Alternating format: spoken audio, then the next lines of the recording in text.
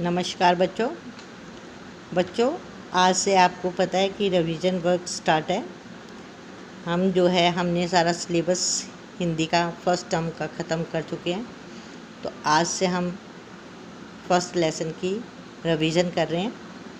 तो सबसे पहले मैं तुम्हें ये बच्चों बता देती हूँ कि फ़र्स्ट टर्म में 1 to 6 लेसन आएंगे, जिसमें से 1 लेसन आपका केवल पढ़ने के लिए था। पाठ का नाम है पूरे 1000। इस पाठ को सिर्फ हमने पढ़ना था, इसका अभ्यास कार्य कोई नहीं है, तो आएगा भी नहीं, कुछ भी नहीं आएगा इसमें से।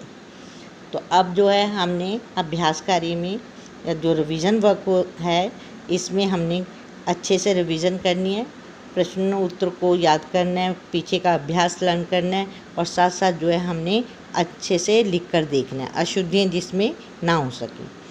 तो और एक चीज़ का और ध्यान रखना है बच्चों कि आप जो मैंने आपको निबंध करवाया हुआ है, वो भी आपने साथ साथ में लर्न करना है। इसमें भाषा अभ्यास का हम करेंगे, तो ये पार्ट में है। आज मैं पार्ट 1 करवा रही हूँ, कल मैं पार्ट 2 करवाऊँगी। तो आपने रिवीजन दोनों बुक्स की अच्छे से करनी है। तो चलिए आज हम पहला पार्ट नंबर 1 दिमागी लड़ाई का रिवीजन करते हैं। सबसे पहले इसमें मैं थोड़ा सा तुम्हें कहानी याद दिला देती हूँ कि बगदाद का सुल्तान है, उसके पास पड़ोसी राजा सुल्तान का दूत आता है, और वो आता है और उसके बाद वो अपनी जेब में से खड़िया का एक टुकड़ा निकालता है और सुल्तान के तख्त के चारों ओर लकीर खींच देता है और चलता बनता है। अब वो जो सुल्तान था वो सोच में पड़ जाता है कि ये कोई जादू टोना तो नहीं कर गया। तो वो अपने सारे दरबारियों को बुलाता है और पूछता है कि इसका मतलब क्या है। सब अपनी कोशिश करते हैं, उसके ऊपर विचार विमर्श करते हैं, लेकिन सबके किसी को कोई बात समझ में नहीं आती। तो सब सोचते हैं कि अब क्या किया जाए, इसका मतलब तो समझ में नहीं आ रहा। तो एक बहुत सियाने आदमी ने कहा कि होजा को बुलाते हैं।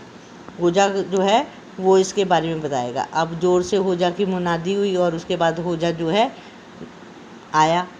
उसने अपने साथ अपने झूले में कुछ बच्चों के खेलने वाले खिलौने ले लिए छोटे छोटे, और एक पालतू चूजा ले लिया और चल पड़ा महल की तरफ। उसने सबसे पहले आके बड़ी ध्यान से देखा, है ना, कि सब परेशान है। उसने देखा कि तख्त के चारों ओर लकीर खींची हुई है, बड़े ध्यान से देखता है। और फिर उसके बाद उसने बताया कि इसका मतलब क्या है। तो उसने बताया कि ये तो चावल के दाने गिरे हुए हैं, इसका मतलब है कि वहाँ अब तो हमेशा के लिए फैसला करना होगा। कहता कि होजा की छुट्टी कर दी। और फिर क्या हुआ कि वो डरपोक कुत्ते की तरह भाग गए सारे दुम दबा के। तो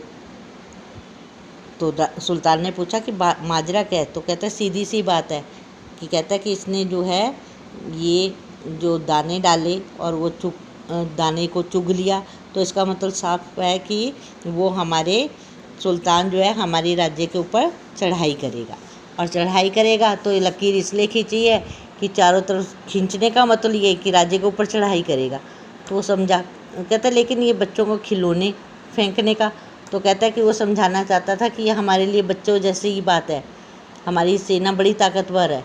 और सीधे लिहाज से उसने कहा कि तुम मेरे बच्चे हो, हम तुम्हें खिलौनों की तरह, जैसे बच्चे खिलौनों से खेलते हैं ना, वैसे समझते हैं।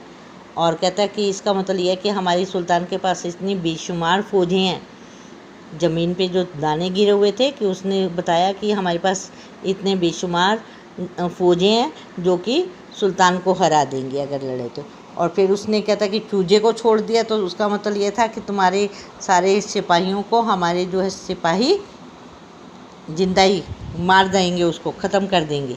तो इस प्रकार से होजा ने सारा जो समस्या थी सुल्तान की, वो समाधान उसका कर दिया। अब सुल्तान ने सोचा, बादशाह ने सोचा कि ये तो होजा तो बड़ा समझदार है, इसे अपने यहाँ पर मैं वजीर रख लेता हूँ। तो उसने कहा कि तुम मेरे यहाँ पर वजीर बन जाओ। तो होजा ने कहा कि दरअसल मैं तो बड़ा मशगूल रहता हूँ, है ना, और मैं तो हमेशा आराम करने में मशगूल रहता हूँ। होजा ने वजीर के पद को ठुकरा दिया। तो ये कहानी थी दिमागी लड़ाई। तो अब आपने ध्यान देना है कि इस कहानी को आपने समझा पढ़ा, और अब इसके प्रश्न उत्तर है इस अभ्यास को हम करेंगे।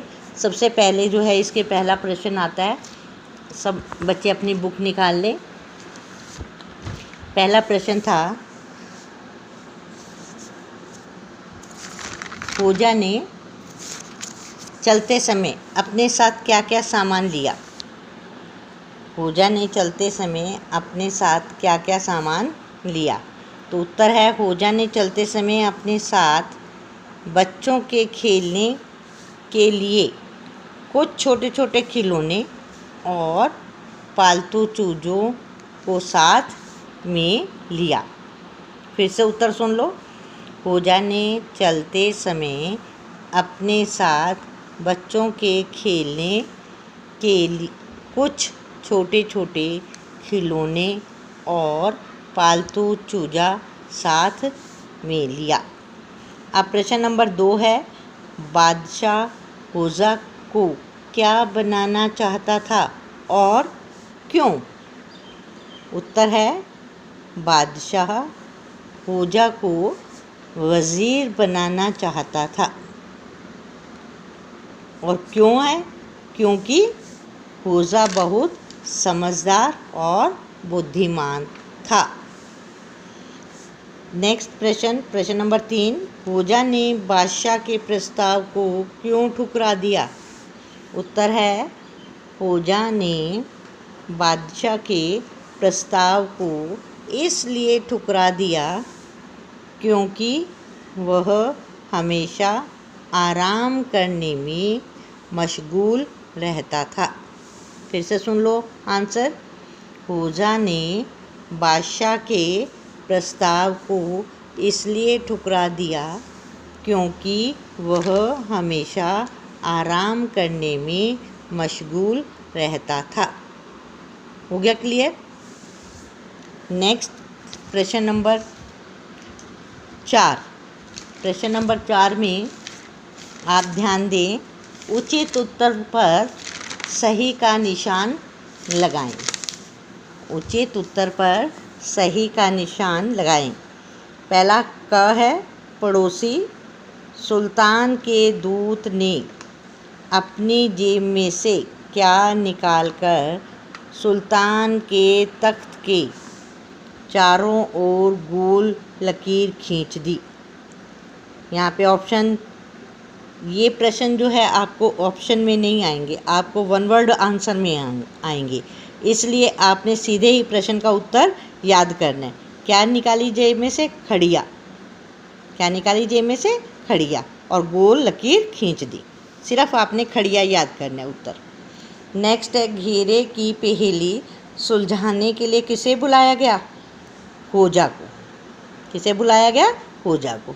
तो आपने वन वर्ड में आंसर याद करना है, वहाँ पर एग्ज़ाम में आपके पास ऑप्शन नहीं आएगी, आपने सीधे उत्तर लिखना होगा। ठीक है, तो नेक्स्ट आता है बातचीत के लिए, इसमें से कुछ नहीं आएगा। नेक्स्ट प्रश्न अनुमान कल्पना, इसमें से कुछ नहीं आएगा। नेक्स्ट आता है आपके अनुभव वह आपकी बात, ये जो प्रश्न है ये आ सकता है, तो हम इसका भी अभ्यास करेंगे। खोजा आराम करने में मशगूल या व्यस्त रहता था। आप दिन भर किन किन कामों में मशगूल रहते हो? किन्हीं 5 कामों के नीचे दी गई तालिका में लिखिए। कामों में मशगूल तो कौन कौन से काम है? पढ़ने में, खेलने में, टीवी देखने में, सोने में, आराम करने में। तो इस प्रकार से आपने ये 5 लिख दिए। नेक्स्ट आपके ये दोनों प्रश्न नहीं कुछ आएगा इसमें से, ये भी भाषा की बात में से भी कुछ नहीं आएगा। नेक्स्ट आता है आपका ये खाली स्थान। प्रश्न नंबर 2, आया, बताया, गए आदि काम वाले शब्द हैं जिन्हें हम क्रिया शब्द कहते हैं। काम वाले शब्दों को क्रिया शब्द कहते हैं। नीचे दिए गए रिक्त स्थान में उचित क्रिया शब्द छांट कर लिखिए। अब ये पीछे दिए हुए हैं, इसमें से छांट कर हमने क्रिया शब्द लिखने हैं। पहला है, अध्यापिका ने हमें डैश की मन लगाकर पढ़ाई करो। तो यहाँ पर समझाया, क्या आएगा? समझाया। अध्यापिका ने हमें समझाया कि मन लगाकर पढ़ाई करो। नेक्स्ट है, राकेश बाजार से सामान लेने डैश गया। गह, नेहा ने अपनी माँ को सब सच सच बताया। बताया दो में से बताया या बताया। घ, राहुल दौड़ प्रतियोगिता में बहुत तेज भागा। ऑप्शन है भागी या भागा। अना, रेखा ने सारे सवालों का सही जवाब दिया। किया या दिया। च, मैंने एक सपना देखा या बनाया देखा। अब यहाँ पर जादू वादू की तरह शब्द युगों पर घेरा लगाना है, जहाँ पे शब्द युगम कौन से होते हैं? जोड़े वाले शब्द, है ना, एक जैसे नहीं, जोड़े वाले। घर, ये तो एक जैसे है ना दोनों शब्द, नहीं, इस पे नहीं। शब्द युगम होते हैं जोड़े वाले शब्द, जिनका एक शब्द का अर्थ होता है, दूसरे का अर्थ कोई नहीं होता। चाय वाई का कोई अर्थ नहीं है, वाई का कोई अर्थ नहीं है। चाय नाश्ता दोनों का अर्थ है। फिर नदी वदी, ये भी हमारा व्यर्थ, एक शब्द होता है सार्थक और दूसरा होता है निरर्थक। ये निरर्थक शब्द है वदी, तो इसलिए ये आ जाएगा, शब्द युगम आ गया। दूसरा है घास फूस, घास और फूस ये दोनों शब्द ठीक हैं, ये इस पे नहीं लगेगा।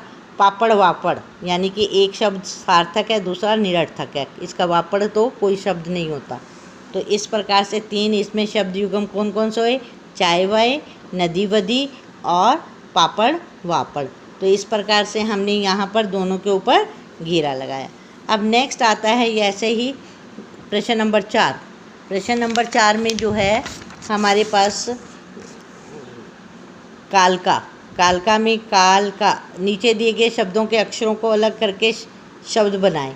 काल का दोनों अलग अलग शब्द हो गए। आना, आ ना। बादशाह, बाद और शाह।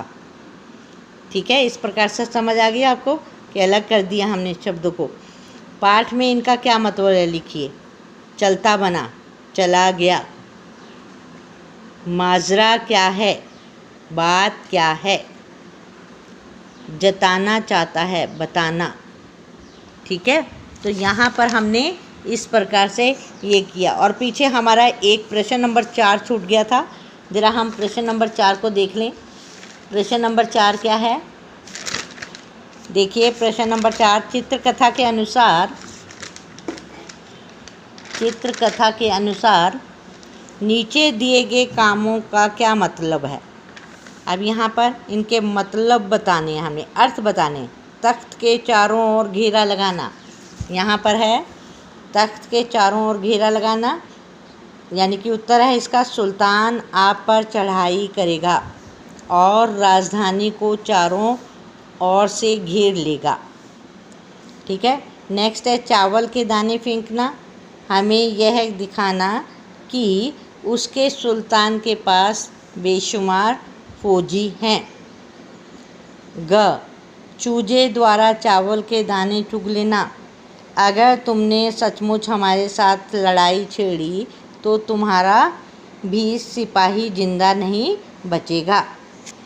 नेक्स्ट आता है आपके, ये इस प्रकार से हमने इनके अर्थ बताने हैं। नेक्स्ट हमने 5th हमने कर लिया था। नेक्स्ट इसके बाद आ जाइए आप पेज नंबर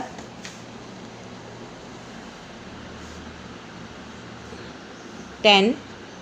मूल्य जीवन कि हमें कठिन परिस्थिति में समझदारी और बुद्धिमानी से काम लेना चाहिए। क्योंकि अगर हम समझदारी और बुद्धिमानी से काम लेते हैं तो हमारा काम सही होता है और हम कभी भी पजल नहीं होते। बिना पजल हुए हम बिना जो है परिस्थिति के अनुसार हम कार्य करेंगे। और दूसरी बात है कि हमारे दिमाग में कभी भी दो तरफ की राय नहीं रहेगी और हम जो है आसानी से अपनी समस्या का समाधान कर लेंगे। अब ये हो सकता है आपके इसमें जीवन मूल्य का आ जाए पेपर में, बाकी ये जो है कुछ करने के लिए इसमें से कुछ नहीं आएगा, यहाँ पर आपको करने की कोई ज़रूरत नहीं है। तो आज जो है आपने सब बच्चों ने अच्छे से इसकी रिवीजन करनी है, लिख कर देखना है, याद करना है। जो जो प्रश्न मैंने करवाए हैं आपको रिवीजन में, उन प्रश्नों की तरफ आपने ध्यान देना है और एक ख़ास और बात कि आपने शब्दों के अर्थ जो नीचे दिए हुए हैं, ये नीचे दिए हुए अर्थों को, शब्दों को आपने अच्छी तरह से याद करना है। जो मैंने शब्दार्थ के अंडरलाइन लगवाए हुए हैं, इनको आपने लिखने का अभ्यास भी करना है। तो आज जो हम जो है यहीं पे समाप्त करते हैं, कल फिर मिलेंगे, कल इस पाठ का पार्ट 2 करेंगे। तो कल तक के लिए नमस्कार बच्चों।